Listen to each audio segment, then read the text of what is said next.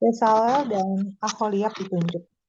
Berfirmanlah Tuhan kepada Musa, "Lihat, telah kutunjuk Bezalel bin Uri bin Hur dari suku Yehuda, dan telah kupenuhi dia dengan roh Allah, dengan keahlian dan pengertian, dan pengetahuan dalam segala macam pekerjaan, untuk membuat berbagai rancangan, supaya dikerjakan dari emas, perak, dan tembaga, untuk mengasah batu permata, supaya ditata, untuk mengukir kayu, dan untuk bekerja dalam segala macam pekerjaan. Juga aku telah menetapkan di sampingnya Aholiab bin Ahisamak dari suku Dan. Dalam hati setiap orang ahli telah kuberikan keahlian. Haruslah mereka membuat segala apa yang telah kuperintahkan kepadamu. Kemah pertemuan, tabut untuk hukum, tutup pendamaian yang terletak di atasnya, dan segala perabot kemahnya itu, yakni meja dengan perkakasnya, kandil dari emas murni dengan segala perkakasnya, mezbah pembakaran ukupan, mezbah korban bakaran dengan segala perkakasnya, bejana pembasuhan dengan alasnya, pakaian jabatan, baik pakaian kudus kepunyaan Imam Harun maupun pakaian anak-anaknya untuk memegang jabatan imam, minyak urapan dan ukupan dari wangi-wangian untuk tempat kudus. Tepat seperti yang telah kuperintahkan kepadamu, haruslah mereka membuat semuanya. Oke, makasih Agnes.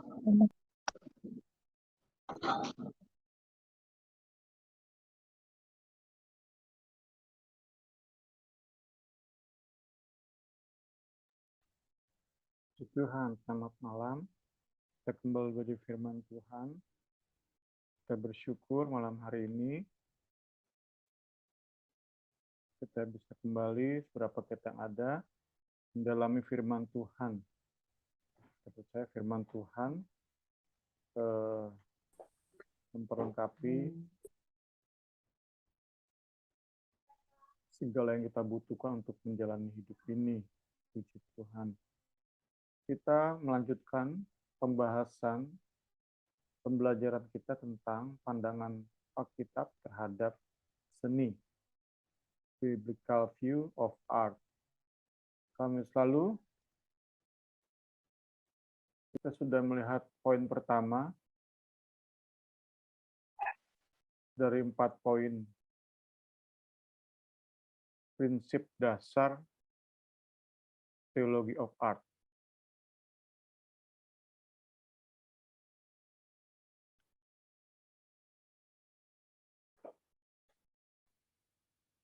Ya, ini ya, ada 4 prinsip dasar. Kita sudah lihat kemarin sedikit.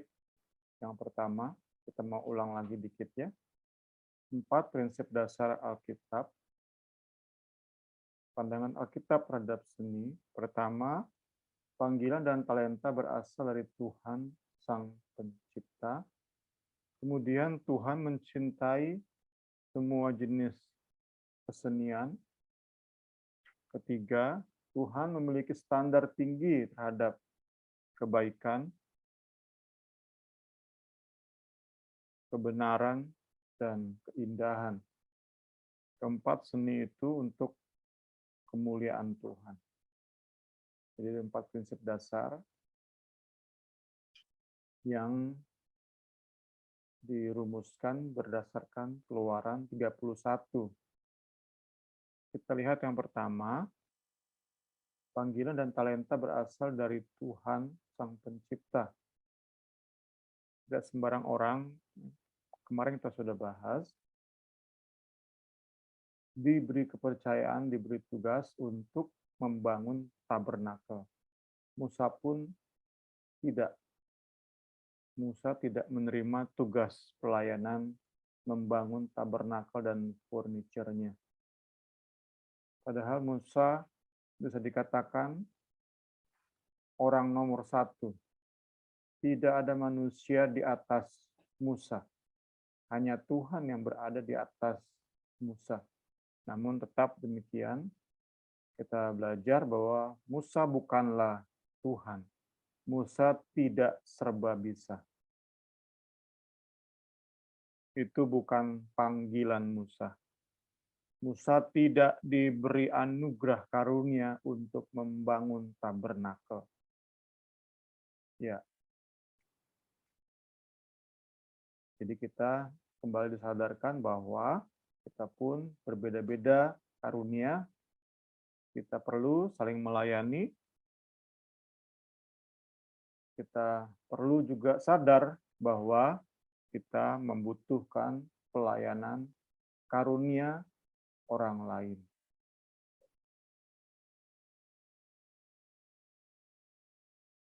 Musa pun sadar akan hal itu. Musa tentu bersyukur ada orang-orang yang membantu dia dalam mendirikan tabernakel. Tuhan Allah sendiri yang memilih 2 orang. Bisa dibilang ini ketua dan wakilnya ya. Tentu dibantu oleh banyak orang. Itu tafsirannya ya. Karena kalau hanya berdua tampaknya cukup berat untuk menyelesaikan semua tugas ini ya. Tuhan sendiri yang memilih.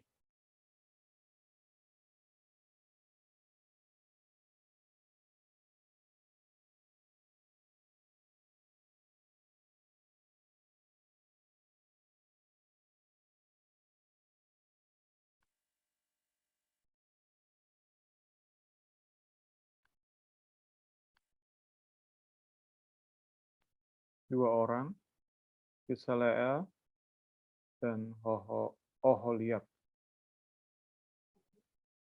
Aholiab kalau bahasa Indonesianya ya. Besaleel itu masternya, ketuanya. Ini asisten utamanya Aholiab.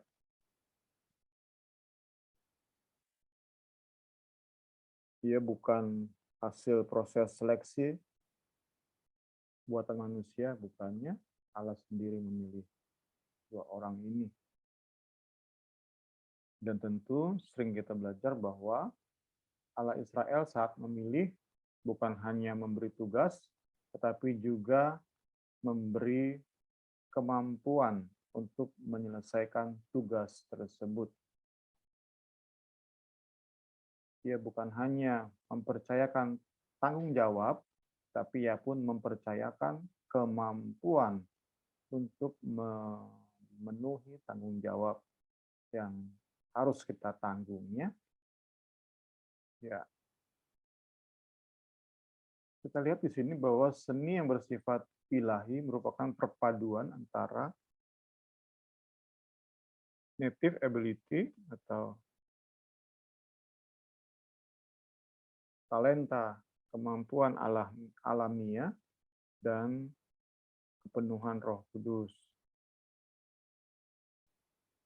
John Durham menafsirkan bahwa Roh Kudus yang memenuhi kedua orang ini memberi mereka pertama adalah wisdom, hikmat, kedua adalah discernment, kebijakan, tiga adalah skill atau keahlian, kemampuan. Ya, John Durham menafsirkan bahwa saat Roh Kudus turun atas 2 orang ini, mereka punya hikmat untuk mengerti dengan utuh, dengan total apa maunya Tuhan.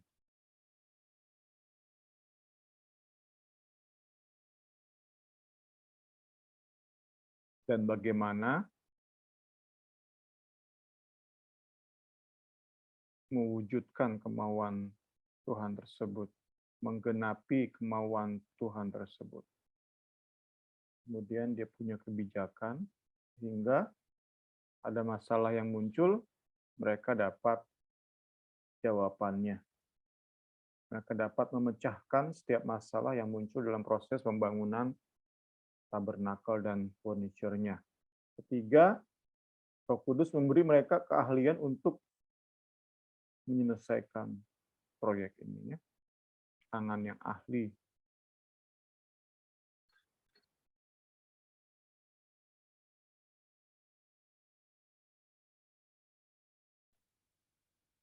Ya, demikianlah tabernakel berdiri sebagai mahakarya ilahi masterpiece ya.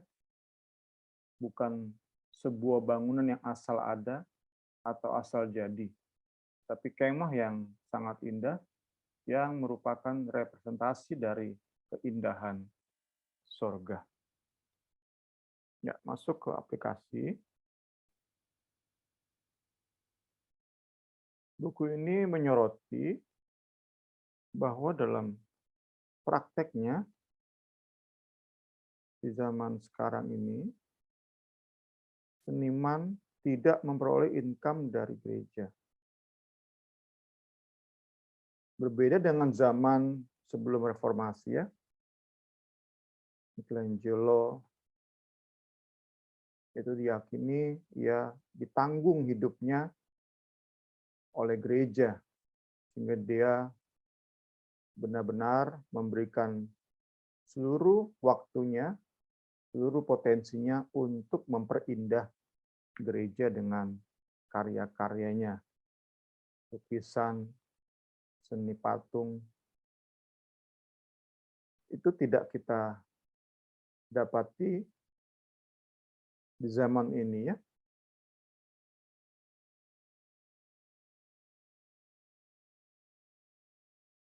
Apalagi dalam lingkup kita GPDI yang merupakan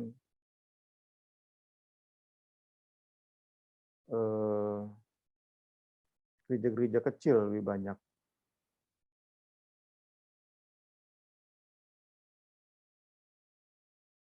Karena itu dari pengamatan, perenungan saya sih, kita perlu melihat ini dalam konteks yang lebih luas, konteks tubuh Kristus secara nasional setidaknya, atau secara universal.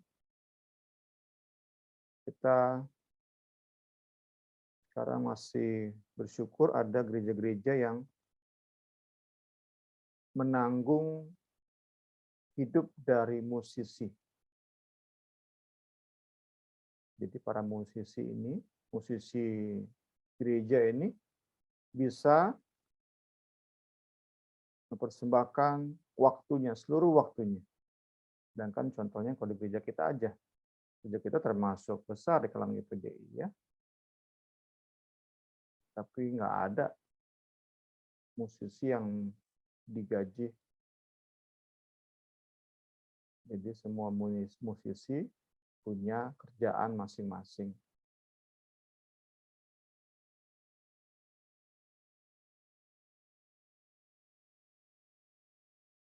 Ya, ini tentu dampaknya adalah contohnya seni musik aja ya, musisi berarti kan, musik dalam gereja.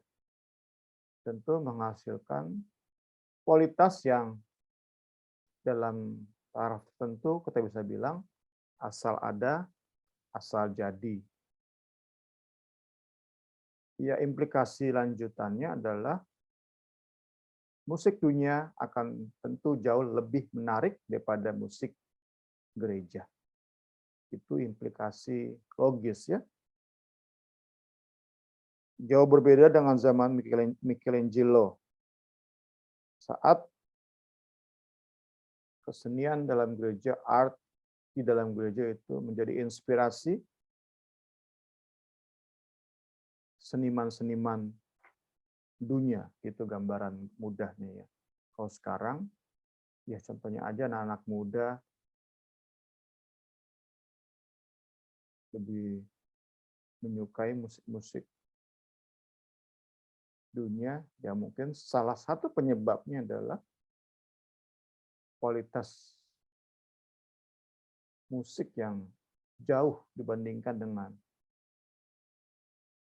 seniman-seniman dunia. Ya, kita berdoa tentu agar pada para seniman Kristen, para musisi gereja, di kemudian hari lebih banyak lagi yang bisa memaksimalkan talentanya, dengan tentu hidupnya ditanggung oleh gereja, dan mereka dilengkapi dengan doktrin-doktrin yang benar, yang kuat, gitu ya. So, kalau saya perhatikan, pengamatan saya pribadi ya sekarang mungkin 90% lebih lah ya, itu coba aja, lagu-lagu gereja, itu intinya adalah diri sendiri ya, kita, Tuhan tolong kita. Itu kalau kita coba jujur memperhatikan, lirik lagu-lagu gereja, ya isinya itu.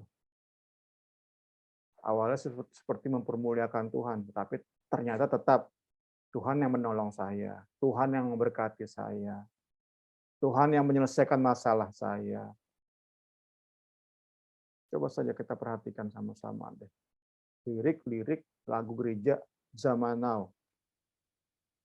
Isinya begitu semua. Jarang lagu yang benar-benar mengagungkan Tuhan. Seperti lagu Kau Tetap Allah. Itu salah satu contoh lagu yang bagi saya standar tinggi itu. Kau Tetap Allah. Kalau 90% lagu gereja seperti itu, bagi saya itu baru para seniman Kristen itu benar-benar berkarya didasari oleh kebenaran yang kuat, kebenaran yang komprehensif gitu ya, teliti, doktrin yang kuat. Selama masih lagu-lagunya, Tuhan selalu menolongku, semacam itu, dan teman-temannya, ya pertama kualitasnya rendah, liriknya pun cenderung tidak alkitabiah. Kita harus akui menyedihkan memang, tapi kiranya menginspirasi kita ya, berdoa kita, terbeban kita, untuk sungguh-sungguh bisa seni itu, seni yang dihasilkan gereja itu bisa membuat orang kagum, nggak sambil lalu gitu ya. Bisa membuat orang ingin juga mengenal siapa nih inspirasi dari musisi ini, gitu ya.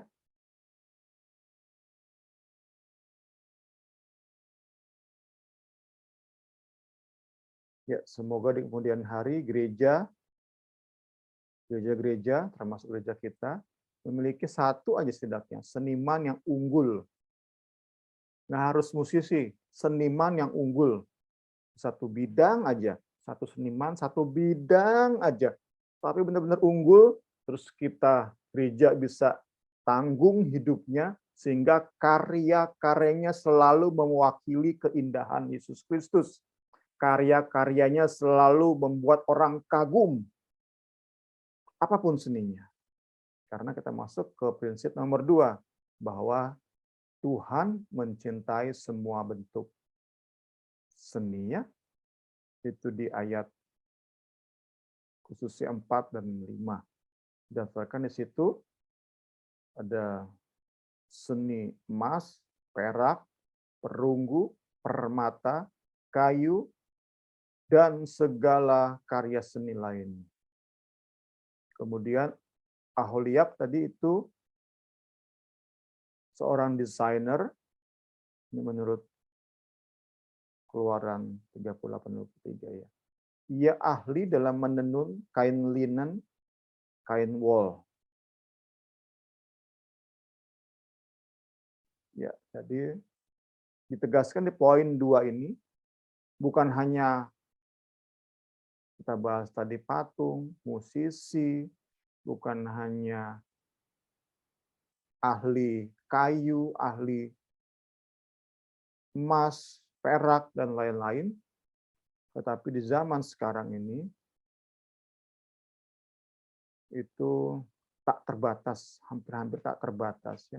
Ahli lipat kertas, origamis, seni lipat kertas, seni mendekorasi cake atau kue, tentu termasuk dalamnya ada drama, musik. Sekali lagi, kalau kita lihat di medsos tentang seni itu hampir-hampir tidak terbatas. Dan kita percaya itu semua disukai Tuhan. Tentu nanti kita belajar ada standar yang Tuhan beri ya. Cakupan seni begitu luas, hampir-hampir tak terbatas ya. Kemudian kita belajar juga di sini bahwa ada yang berpendapat bahwa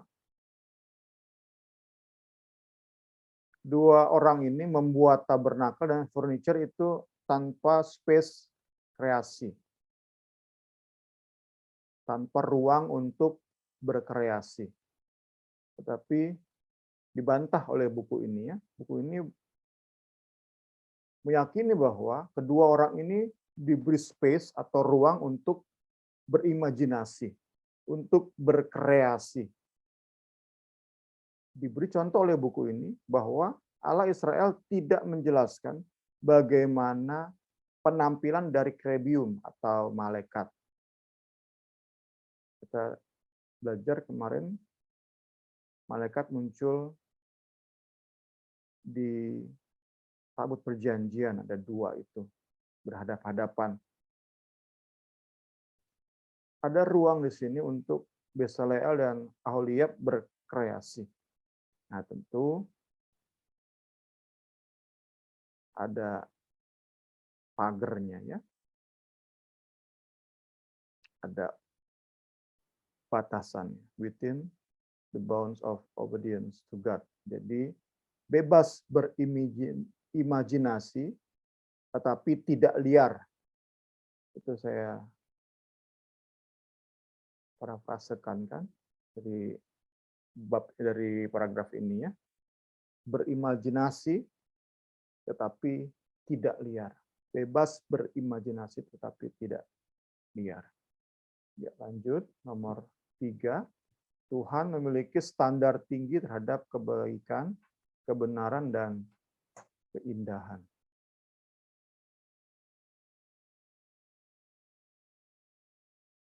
Kebaikan di sini berkaitan dengan standar etis dan juga estetis. Etis dan estetis.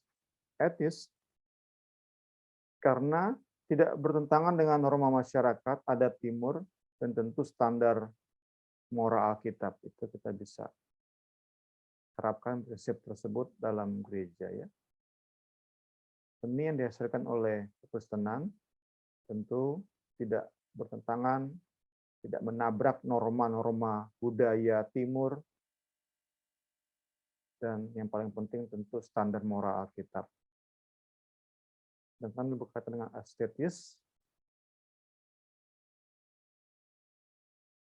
karya seni Kekristenan itu ditandai dengan keunggulan. Tadi sudah saya sebutkan, bukan asal jadi, bukan asal ada. Selama itu masih menjadi mental gereja, ya seni belum akan dipulihkan. Itu kita percaya ada saat Tuhan memulihkan seni di dalam gereja. Ya, tadi kan ini pertama goodness, kedua adalah truth, kebenaran dalam seni itu tadi sudah disinggung, meski ada space dalam berimajinasi, dalam berkreasi, tetapi itu di dalam pagar-pagar kebenaran. Nggak bisa berimajinasi liar. Kedua orang ini bisa berkreasi namun tidak sampai melanggar arahan dan aturan yang sudah Allah berikan lewat Musa.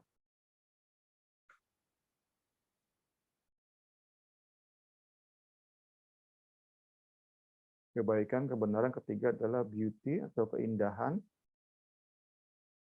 Bukan hanya fungsional, ya, tetapi tabernakel dan furniture-nya itu juga mengandung nilai-nilai artistik.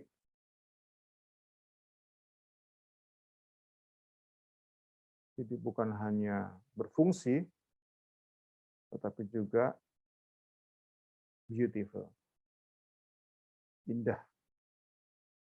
Ini semangat dari Keluaran 31 ayat 1 sampai 11. Bukan hanya berfungsi, tetapi indah dipandang. Ini seni menurut Alkitab. Jadi jauh kita ya, gereja saat ini jauh dari standar ini.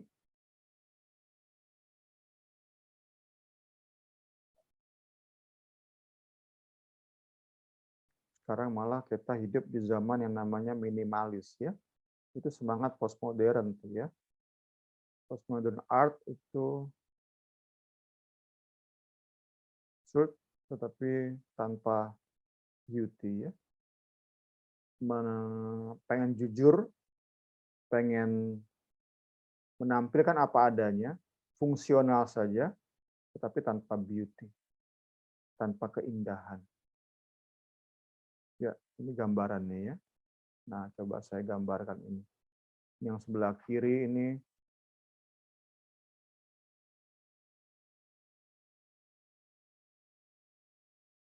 mungkin banyak dekorasi yang nggak berfungsi, nggak ada fungsinya. Tetapi membuat ini amat sangat indah. Sedangkan sebelah kanan, mungkin semua sesuai dengan fungsinya. Tetapi no beauty, tanpa keindahan.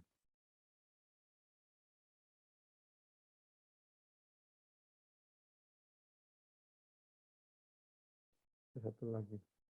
Nah ini. Ada yang fungsi saja, minimalis disebutnya ya. Ada yang memperindah demikian rupa dengan banyak aksesoris, maksimalis disebutkan oleh istilah-istilah zaman sekarang ya. Jadi semangat yang kita belajar malam hari ini adalah bukan hanya fungsional, bukan hanya berfungsi. Memang bangku ya berfungsi ini. Yang minimalis kan bangku ya berfungsi, sesuai fungsi bisa didudukin. Tapi kan ngelihatnya ya biasa saja. Tapi saat bisa diperindah, tadi yang kamar tadi itu bagus banget ya. Nah itulah semangat yang kita belajar ya malam hari ini. Semangat bukan hanya fungsional, bukan hanya berfungsi, tapi contohnya bangku ini yang di bawah kanan bawah nih. Ini indah benar nih bangku ya. Membuat kita pengen melihat dan melihat lagi.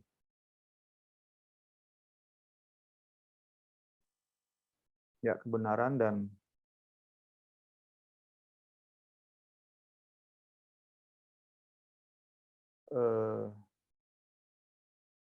tadi kan sudah kita ada 3 ya. Kebaikan, kebenaran dan keindahan. Ketiganya ini didapati di dalam kesenian Kristen.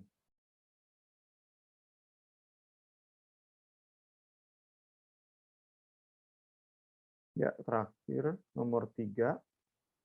Belum ya. Nomor 4 ya. Seni untuk kemuliaan Tuhan.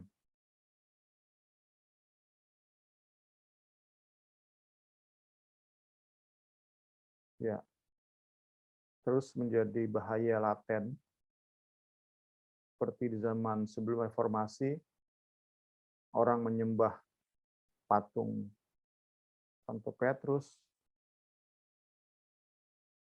Nih.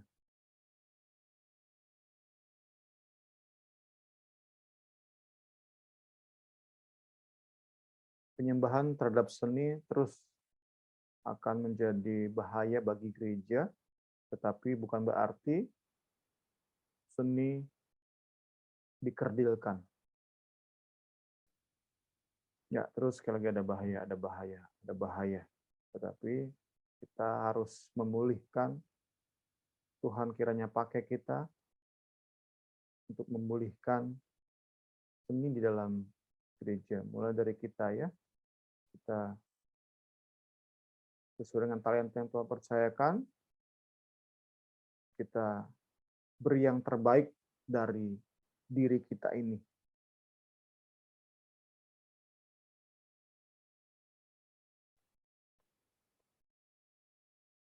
Seni untuk kemuliaan Tuhan, bukan kepuasan atau kebanggaan pribadi. Dalam sejarah ada aja seniman yang begitu bangga akan karyanya, membuat dirinya kagum terhadap diri sendiri, dan memakai hasil karyanya untuk membanggakan diri. Padahal itu dari Tuhan, untuk Tuhan. Ya, kembali tentang musisi dan penyanyi dalam gereja, diajak di sini untuk kita buka wawasan bahwa seniman Kristen itu bukan hanya mereka yang terlibat industri musik rohani, tapi juga anak-anak Tuhan yang berada di industri musik sekuler. Tetapi mereka benar-benar takut akan Tuhan, sehingga mereka punya sedemikian waktu, kesempatan untuk memaksimalkan semaksimal mungkin seni yang tertanam di hidup mereka. Sehingga saat mereka membuat lagu, itu benar-benar menampilkan keindahan Kristus. Meskipun tidak secara eksplisit ya, ditampilkan ayat-ayat misalnya gitu. Enggak. Tapi bagaimana dia membuat karya seni, aransemen musik, itu membuat orang kagum. Ya, itu ya. Kita belajar malam hari ini. Puji Tuhan. Ya, kayaknya hari ini cuma seni aja nih ya. Sahabat ke depan ini.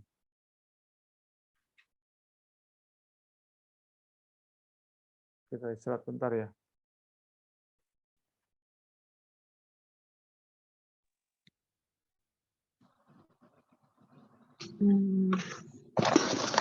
Teman-teman, ada yang mau bertanya atau ditambahkan, boleh, tentang seni. Kalau kita lihat zaman sekarang, ya jauh banget ya seni untuk dipraktekin di gereja. Jadi saya ingat kalau di gereja-gereja kayak Betani gitu, pemain musik dibayar, mungkin sebenarnya intinya dia tuh menghargai karya seni dia gitu ya. Tapi kadang-kadang udah pelayannya tanda kutip jadi lebih nyari uangnya gitu. Sebenarnya mungkin kalau dari pihak gereja mempunyai dasar menghargai hasil karya dia bermain, talenta dia gitu ya. Kalau saya ini lihat dari firman Tuhan yang ada saat malam hari ini ya. Teman-teman boleh ada yang mau ditambahin, ini kita cuma satu sesi ini doang, kita belajar tentang seni. Bowo atau Kak Suci mau nambahin? Apa mau ada seni tari di dalam Rebana Marin. Iya. Kalau gereja-gereja lain kan ibu-ibu yang heboh ya. Ibu-ibu pakai apa namanya? Ibu-ibu yang kayak kita gitu, rebana lucu kali. Iya, bagus. Karya seninya harus ditampilin. Kita harus punya talenta. Mungkin talenta kita buat rebana, pemain rebana. Ya. Apa mainnya apa tuh namanya kalau tamborin. Tamborin ya. Tapi kalau di gereja kita kan nggak ada. Kalau gereja-gereja lain kan banyak ya karya seninya dari band yang pakai bendera-bendera. Ya kan? Ya, cuman gitu. Tadi agak dalam juga sih tadi di menit keberapa tadi ya, Bung Sen. Maaf, Marin belum mandi jadi saya nggak on cam. Oh iya nggak apa-apa. Saya juga belum mandi. Baru pulang. Sorry semuanya ya, malam semuanya saya sapa deh. Udah lama sekali nggak BS, maaf ya.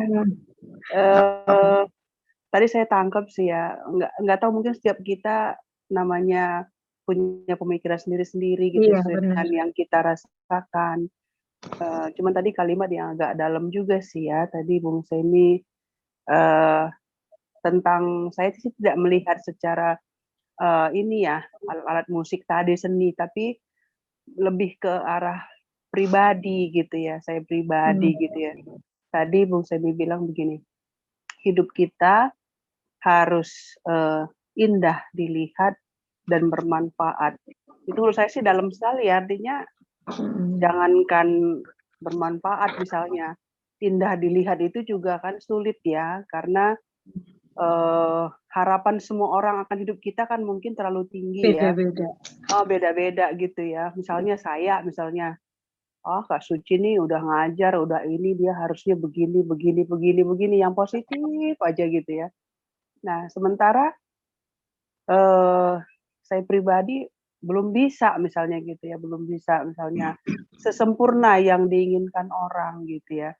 Itu mungkin Tuhan harapkan kita itu indah dilihat itu kan maknanya itu luas dan dalam ya. Dalam arti bukan hanya secara fisik ya, kita tampilannya itu enak dilihat gitu ya, misalnya fashionable lah atau apalah gitu ya. Tapi kan saya tangkap tadi kan kedalaman ininya ya, kedalaman karakternya gitu ya. Wah, alangkah indah sekali ya kalau anak-anak Tuhan, khususnya pelayan gitu ya, udah indah dilihat dalam tanda kutip gitu ya, dan bermanfaat gitu ya. Wah, itu luar biasa itu. Ya, jadi seninya mungkin hidup kita sendiri gitu ya. Jadi saya tidak fokus ke alat musiknya, tidak fokus ke ornamen gerejanya. Karya seninya ya. Gitu kalau saya gitu, Marin diskusi aja sih ya. Jadi begitu Marin, makasih ya. Oke, makasih banyak Kak Suci. Kalau Niar ada yang mau tambahin? Apa ya? Aku suka banget sih sebenarnya pelajaran seni ini dari minggu kemarin. Kayak karena aku sendiri tuh suka gitu seni, terus hal yang indah-indah dipandang. Cuman dari dulu tuh nggak sampai kepikir kalau itu juga berharga di mata Tuhan gitu. Kadang-kadang aku tuh kan suka aja gitu pakai apa ya, memperindah segala sesuatu. Maksudnya tuh tapi kadang-kadang takut ntar dibilang orang lebay gimana ya, kayak apapun itu, mungkin ini nggak penting kali ya, mungkin ini Tapi kayak nggak apa-apa, kita berbagi. iya, maksudnya kadang-kadang orang tuh mikir gitu, jadi kadang-kadang dulu aku sempat kayak takut gitu untuk mengekspresikan sesuatu yang aku anggap indah gitu. Nah, terus aku tuh ya aku mau berbagi sedikit sih, kayak yang terakhir tentang Bung Semi itu seni untuk memuliakan Tuhan gitu. Ini mungkin nggak jadi contoh sih, cuman aku sempat kepikir gitu ya, kali ini waktu aku di Australia kan aku kan satu apartemen sama teman gitu.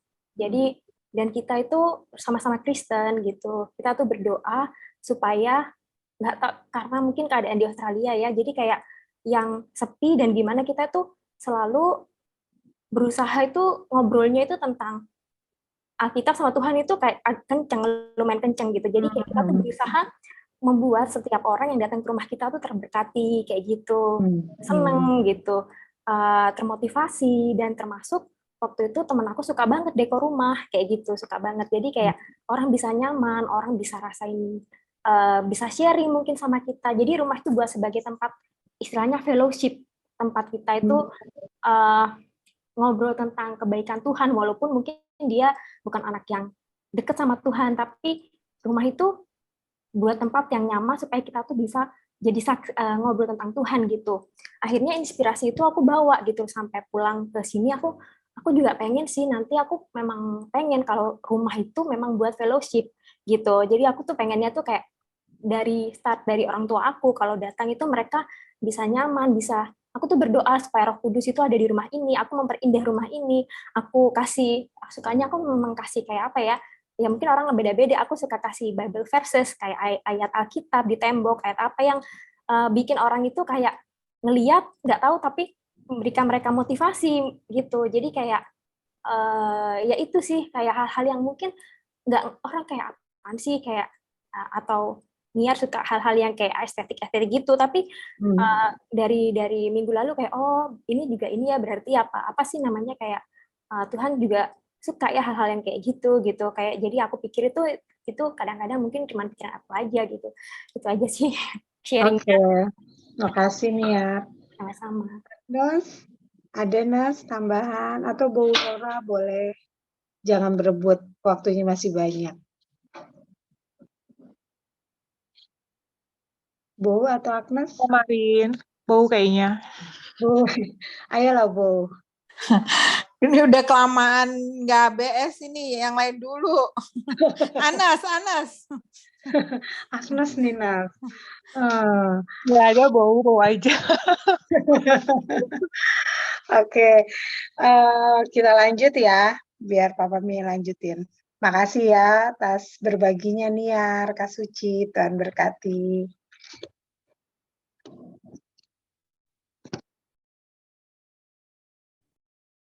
Terima kasih buat diskusinya. Kita sungguh rindu. Pembahasan seperti ini benar-benar buka wawasan. Karena ya saya dapati juga di khotbah-khotbah yang nggak ada seperti ini ya. Saya dapat ini udah di buku inilah.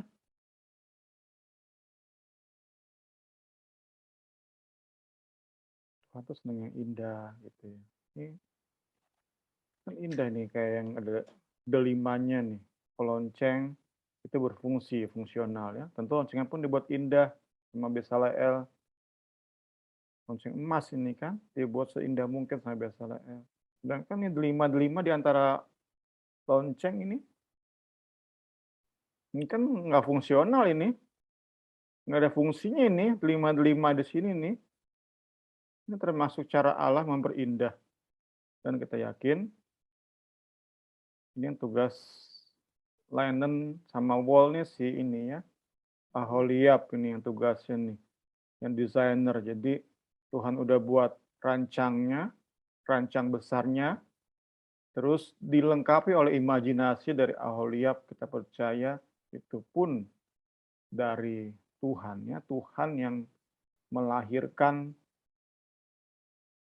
Aholiab dengan talenta yang luar biasa, dan Roh Kudus memenuhi Aholiab sehingga kita percaya lebih indah nih ya, saat kita lihat langsung bukan di foto, itu lebih indah lagi. Menakjubkan karya mereka ini, karya khususnya kalau soal pakaian itu Aholiab, menakjubkan. Jadi sekali lagi ada yang fungsional, ada yang bersifat aksesoris. Dan Tuhan mau kedua-duanya ada di hidup kita ya. Hidup kita bukan hanya tadi kata Kak Suci bermanfaat, tapi juga indah. Tuhan Yesus tolong kita ya dalam hidup, dalam pelayanan kita, dalam segala hal. Puji Tuhan. Ya, tentu keindahan yang terutama kita dapati dalam Yesus Kristus Tuhan kita ya. Beautiful Savior ya. Juru selamat yang indah.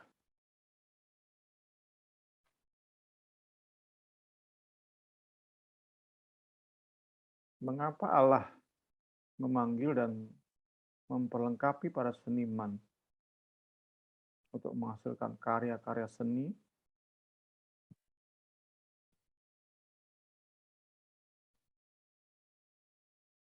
Karena ia seniman.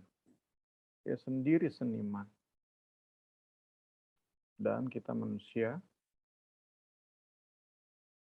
diciptakan dengan gambar dan rupanya.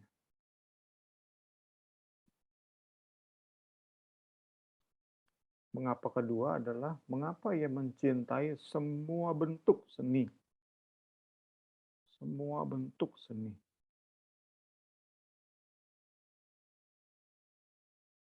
Karena ia tak terbatas dalam kesempurnaannya. Dan Dia telah menciptakan dunia dengan segala potensi keindahannya. Emas yang ditemukan di dasar bumi itu nggak ada indah-indahnya, tapi bisa dimurnikan dengan rupa, dan seniman bisa memberi nilai keindahan yang amat sangat menakjubkan. Ya. Itu semua dari Tuhan. Itu semua dari Tuhan. Seniman hanya alat Tuhan. Puji Tuhan.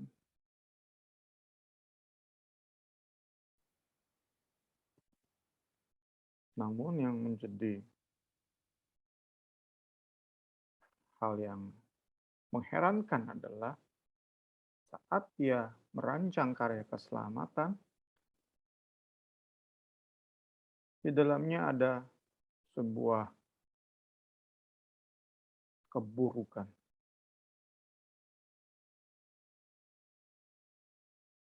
Ini digambarkan oleh Yesaya dalam Yesaya 53.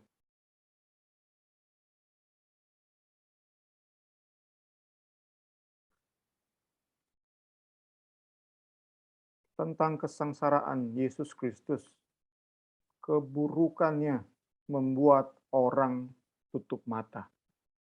Ya, tadi kan kita bicara tentang keindahan, itu membuat orang pengen memandang terus.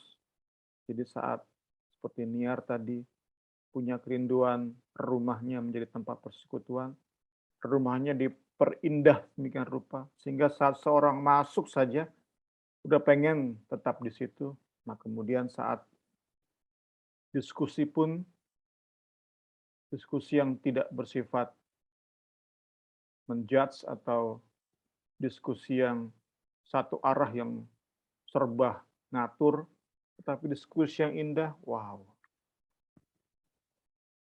Itu impiannya, itu impian kita sama-sama. Impian yang sangat indah ya. Rumah kita didesain, diperindah demikian rupa dengan aksesoris yang begitu indah. Saat ngobrol bersama-sama demikian juga indahnya. Wow, luar biasa ya. Benar-benar rumah kita menjadi tempat persekutuan. Puji Tuhan, puji Tuhan, puji Tuhan. Kita percaya tadi ya, jauh kita dari hal karya seni, juga dari hal hidup kita sebagai seni, jauh kita. Tetapi 2 malam ini, Kamis lalu dan Kamis ini kiranya memberi inspirasi di hati pikiran kita. Oh, ternyata Allah mengidam-idamkan sebuah keindahan dalam hidup kita. Baik yang di luar tadi ya, penampilan kita nggak acak adut, nggak rambut sembarangan, pakaian kita nggak nabrak warnanya, itu kan keindahan. Bukan hanya fungsional menutupi aurat kita, baju kita, tapi dibuat sedemikian rupa jadi orang melihat kita indah. Itu pun ternyata diidam-idamkan oleh Allah Israel saat kita bahas Keluaran 31. Tentu bukan bicara tentang sesuatu yang bermerek, sesuatu yang mahal di baju kita, aksesoris yang dipasang di kamar, di ruang tamu kita, bukan sesuatu yang bersifat harus mahal, bukan. Tapi yang menampilkan keindahan, yang membuat orang tertarik dan ingin berlama-lama di rumah kita. Tuhan Yesus tolong kita ya. Sekali lagi sebuah impian. Namun kembali tadi ya, salib bertolak belakang, kontradik yang namanya keindahan. Kalau keindahan itu membuat kita pengen memandang, salib membuat kita ingin menutup mata. Hide their faces. Tutup muka, tutup mata terhadap keburukan Yesus saat itu. Amat sangat buruk Tuhan Yesus saat itu.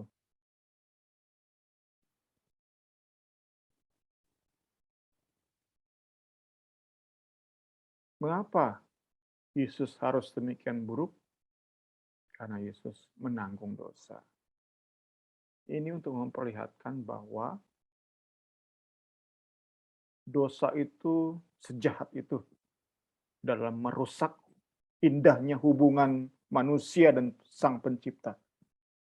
Dosa itu sedemikian rusaknya. Ya, kita hidup di zaman yang serba kompromi terhadap dosa. Dosa dibuat sedemikian rupa sehingga tampaknya nggak apa-apa, nggak terlalu masalah, nggak terlalu berbahaya.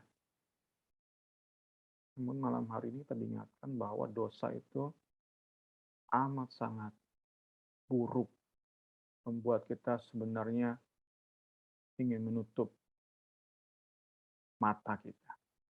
Ya, gambarannya tentu dibandingkan tadi ya, sebuah kamar yang indah banget dibandingkan tentu dengan udahnya asal fungsional, banyak sekali sampah-sampah, kotoran-kotoran binatang di sini.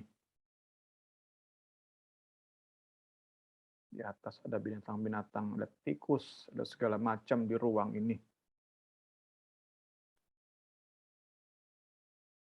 Itulah gambaran dari hasil karya dosa dalam hidup manusia.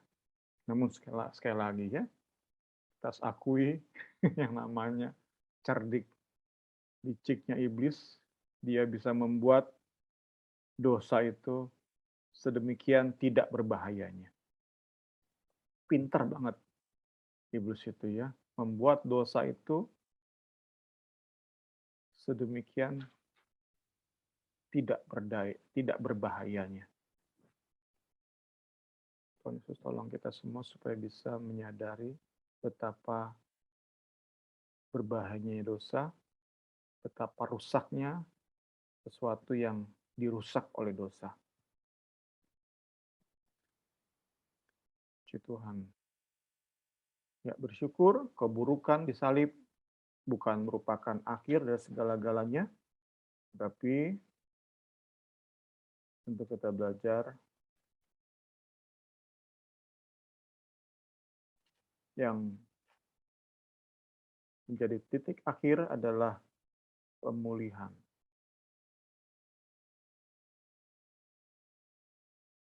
Baik bertambah baik, benar bertambah benar, indah bertambah indah. Puji Tuhan. Puji Tuhan. Seperti halnya Kristus sempat menjadi begitu buruk, kita tutup mata, namun kembali menjadi indah. Demikianlah kita, tiap pengikut Kristus. Seburuk apapun hidup kita dulu, Tuhan sanggup menampilkan keindahan dalam hidup kita. Hidup kita merupakan hasil karya seni ilahi. Tadi sudah disinggung oleh Kak Suci ya, hidup kita inilah seni ilahi. Ya, tentu dalam progres ya. Dalam proses, tapi kita sungguh rindu benar-benar apa yang tadi ya dirusak oleh dosa, penuh kotoran, binatang-binatang yang menjijikkan, dibersihkan sedikit demi sedikit, kemudian ditaruh sebelah kiri ini aksesoris demi aksesoris, setelah bersih ditaruh aksesoris demi aksesoris, membuat orang terpesona melihat hidup kita. Saat orang terpesona, saat orang terkagum melihat hidup kita, ya nggak mungkin kita sombongnya, pasti kita mengembalikan itu untuk hormat kemuliaan Tuhan ya. Puji Tuhan, kiranya perenungan malam hari ini memperlengkapi kita sehingga kita bisa menjalani hidup dengan lebih indah lagi, dengan lebih berfungsi atau bermanfaat lagi. Puji Tuhan, selamat malam, Tuhan Yesus berkati.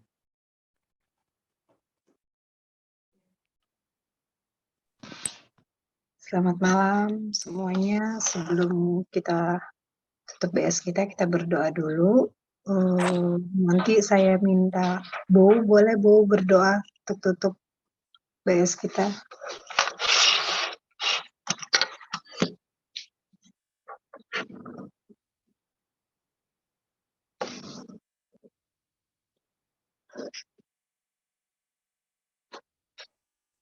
Ayo, mari kita bersatu di dalam doa.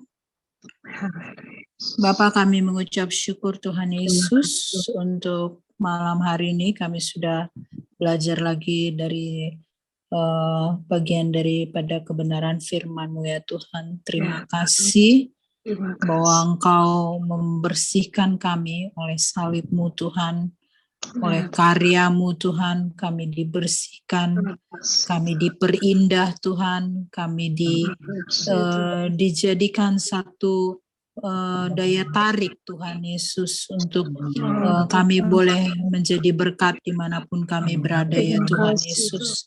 Terima kasih kalau Tuhan terus mengerjakan keindahan itu di dalam hidup kami pribadi lepas pribadi ya Tuhan Yesus, sehingga hidup kami ini juga boleh memberkati orang lain ya Tuhan Yesus, dan nama Tuhan dipermuliakan.